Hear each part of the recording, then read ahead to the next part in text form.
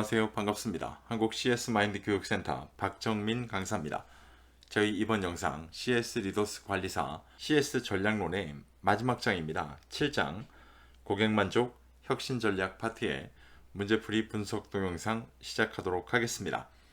보시면서 2019년도부터 2020년 8월까지 어떤 문제들이 출제가 되어 왔고 또 어떤 문제들이 반복적으로 문제의 형태를 바꿔가면서 나오고 있는지 여러 가지를 좀 동시에 학습할 수 있도록 준비한 영상입니다.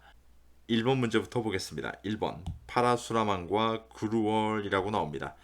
두 명의 학자가 나오는데요. 이 사람들은 이 가치에 대한 걸 갖고 이야기를 했죠. 이러다 보니까 굉장히 자주 출제가 됩니다. 이분들이 주장한 네 가지 정도가 있는데요. 그 중에 대표적인 거, 획득 가치, 그 다음에 거래 가치, 사용 가치, 그 다음에 상환 가치, 이렇게 네 가지가 있습니다. 자, 이 중에 잘 보시게 되면 획득 가치는 키워드가 뭐가 나올까요? 네, 희생을 통해 얻는 이라는 말이 나올 거예요. 거래 가치 같은 경우는 뭐예요? 거래를 통해 라고 나와요. 이름 그대로 거래를 통해. 사용 가치 같은 경우는 저희가 아는 말 뭐가 나올까요? 네, 유틸리티가 나옵니다. 상환 가치 같은 경우는 잉여 가치라는 말, 이건 흔히 남는다라는 관점이 되는데 이런 키워드로 기억을 하시면 문제풀이가 아마 쉽게 되실 겁니다. 자, 그럼 문제로 돌아가서 파라수라망과 구루월이 제시한 고객가치 구성 요소 중, 자, 여기부터 키워드가 될 거예요. 거래 이후 장기간 제공되는 잉여 가치에 해당하는 거, 자, 잉여 가치라고 나옵니다. 잉여 가치는 위에서 설명드렸다시피 어떤 가치요? 상환 가치에 대한 걸 지금 이야기하고 있습니다. 상환 가치라고 하게 되면 답은 4번이네요. 상환 가치. 아주 간단하게 풀 수 있는 문제 유형이고요. 대표적으로 7장에서 나오는 암기 형태의 문제이기도 합니다. 19년도 1월 달에도 나오는 것 보면 이 7장 문제에서 문제가 아직까지는 다변화되지는 않고요. 나왔던 또는 비슷한 문제들이 출제되고 있다는 측면은 꼭 좀 기억하시면 좋을 것 같습니다. 그래서 위에 있는 키워드만 갖고도요, 충분히 구별할 수 있기 때문에 보시면 될 것 같고, 이 중에 문제 유형이 좀 달라지는 대표적인 게 뭘까요? 네, 파라수라망과 구루월이 제시한 가치의 구성 요소 4가지 골라내세요. 자, 이런 문제 때문에 내용의 키워드와 더불어서 저희가 알아야 되는 건 키워드와 더불어서 뭐도 알고 계셔야 된다? 제목이라는 거지 명칭이겠죠. 같이 좀 기억해서 알고 계신다 그러면 조금 더 문제가 바뀌더라도 조금 다른 유형으로 나오더라도 충분히 대비가 가능하실 것 같습니다. 다음 문제 보겠습니다. 2번 문제입니다. 다음 중 서비스 상표라고 해놓고요. 브랜드라고 아예 나옵니다. 브랜드. 자, 이 브랜드를 가지고 얘기를 할 때 요건에 대한 설명으로 가장 거리가 먼 것 지금 물어보고 있는데 이 문제는 3월 달에 출제가 됐습니다. 19년도에. 자, 그럼 하나씩 읽어봐요. 브랜드명은 경쟁사의 것과 명백하게 구분되어지는 것이 효과적이다. 맞을까요? 네, 저희가 이건 기본적으로 또는 객관적으로 보더라도 이건 맞는 말입니다. 2번 브랜드명은 발음하기 쉽고 쓰기 쉬우며 기억하기 용이할수록 좋다. 이건 당연하겠죠. 사람들 기억에 남아야 되니까요. 3번 기억이 용이한 요건으로 독특함을 갖고 간결성과 단순성이 있어야 된다. 맞습니다. 제목이 너무 길어도 기억하기 어렵습니다. 4번 구체적이며 기업의 특성이 잘 드러나는 표현이 들어가야 된다. 이것도 맞죠. 충분히 객관적으로 다 구별이 되세요. 5번 브랜드명은 기업의 불가피한 전략 변화에 순응하지 않아야 된다. 자, 순응이라는 게 결국 뭐예요? 결국 따라간다는 말이잖아요. 따라간다라는 의미를 갖고 있기 때문에 과연 브랜드명은 우리 기업의 전략 변화에 따라가지 않으면 안 되는 거죠. 간단하게 이해가시죠? 그래서 안아야 한다라는 말은 잘못된 표현입니다. 순응할 수 있어야 된다라고 바꿔야죠. 네, 순응할 수 있어야 한다로 바꾸는 게 정답이 될 겁니다. 자, 올바른 표현이 되겠죠. 그래서 5번이 이 문제에서는 잘못된 설명으로 보실 수가 있는 겁니다. 간단하게. 이 문제 같은 경우는요, 아무 설명 안 드리고 다 읽어드렸던 이유가 뭐냐면 충분히 객관적으로 구별이 되기 때문입니다. 그러니까 이런 문제 같은 경우는 키워드를 뭐 특별하게 잡지 않으셔도 조금만 읽어보시면 뭐 누구나 다, 웬만한 성인은 브랜드라는 의미는 다 알고 계시거든요. 퍼스널 브랜드라는 이 워딩도 꽤나 유행한 적이 있었고, 이렇기 때문에 그 관점으로만 보셔도 충분히 문제 해결이 가능한 문제 출제 유형이었습니다. 기억하시길 바랍니다. 다음 문제 보겠습니다. 3번 문제 보시겠습니다. 다음 중 로렌트와 케퍼러라고 나옵니다. 뭐 학자 이름이 또 나오게 되는데요. 분명히 말씀드리지만 학자 이름을 외울 필요는 없습니다. 학자 이름이 나오는 이유는 문제의 명확성을 보장하기 위해서 제시가 되는 거기 때문에 절대로 뭐 학자 이름에 너무 이렇게 집중하지 않으셔도 돼요. 제시한 관여도 측정에, 자, 관여도 나옵니다. 관여도. 기대 영향 요인 중에 내적 요인에 들어갔던 거예요. 그 중에 하나가 관여도입니다 라고 해가지고요, 저희가 알고 있는 뭐 저관여, 고관여 여러 가지 설명들이 나오게 됩니다. 관여도 측정에 필요한 5가지 차원 중 가장 올바르지 않은 거, 자, 이 문제 잘 보시게 되면요, 예전 문제 같은 경우는요, 이게 4가지 차원이라고 나왔어요. 그런데 실제로 이 학자들이 연구한 자료에 의하면 4가지가 아니라 5가지가 맞아요. 네, 5가지이기 때문에 이 5가지를 이 문제를 통해서라도 한 번 정도는 좀 이젠 기억하셔야 될 것 같아요. 분명하게. 자, 이게 무슨 얘기냐면, 간단히 말씀을 드리면 좀 순서 없이 불러드려 볼게요. 예를 들어 부정적 결과의 중요성. 자, 이게 하나. 두 번째 같은 경우는 잘못 선택할 가능성이라는 게 있고요. 그 다음에 나오는 게 쾌락적 가치가 있어요. 쾌락적 가치. 그 다음에 하나가 상징적 가치예요. 상징적 가치. 자, 제가 왜 5가지를 놓고 4가지만 써드리느냐, 그리고 한 가지 꼭 여러분의 기본서에 나와 있으면 천만 다행입니다만, 편집, 여러분의 기본서에 나와 있으면 다행입니다만 만약에 없다면 기억하셔야 됩니다. 개인적 관심입니다. 자, 이게 있다라는 걸 꼭 기억하셔야 됩니다.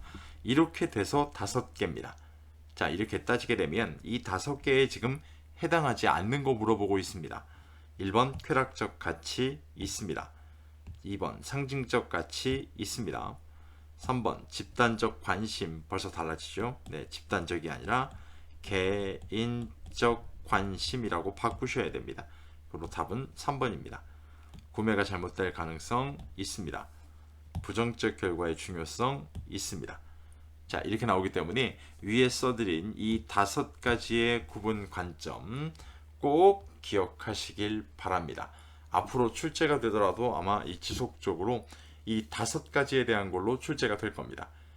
잊으시면 안 됩니다. 꼭 7장 문제를 풀 때 굉장히 빈도수가 높은 문제이기도 하기 때문에 한번은 꼭 참고해 보시길 바랍니다. 다음 문제로 가겠습니다. 4번 문제입니다.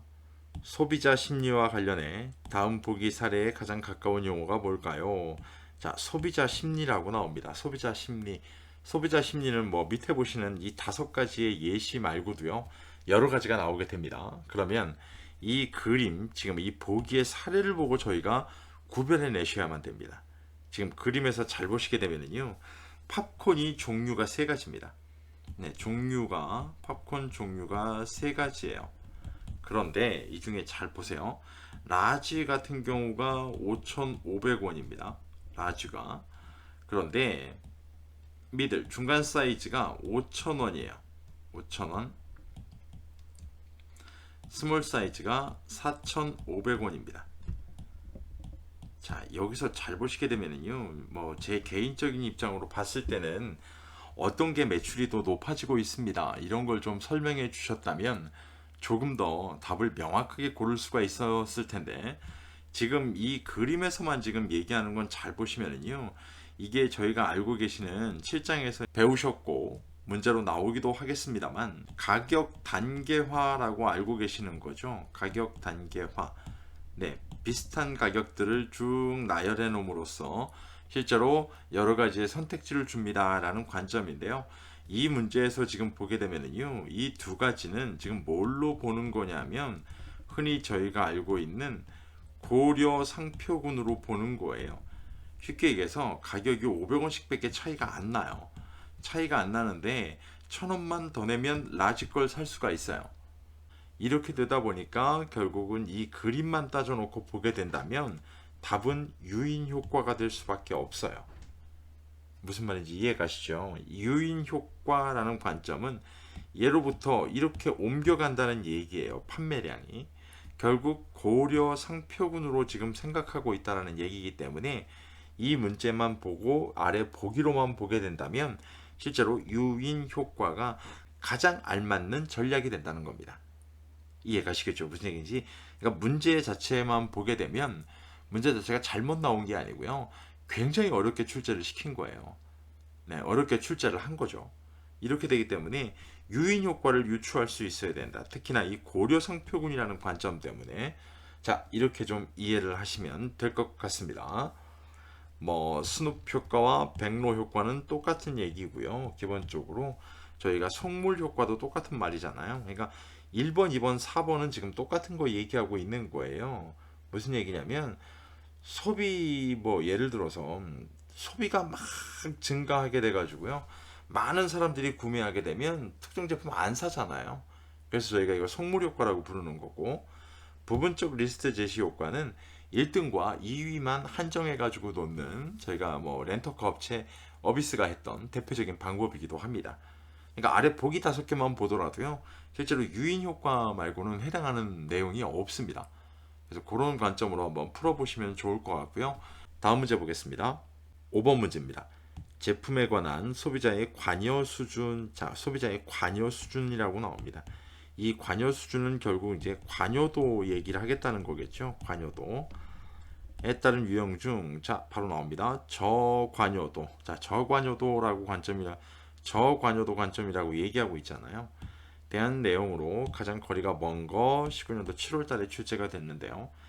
저관여도 같은 경우는 수동적으로 받아들여요. 정보에 대해서. 쉽게 얘기해서 정보 탐색이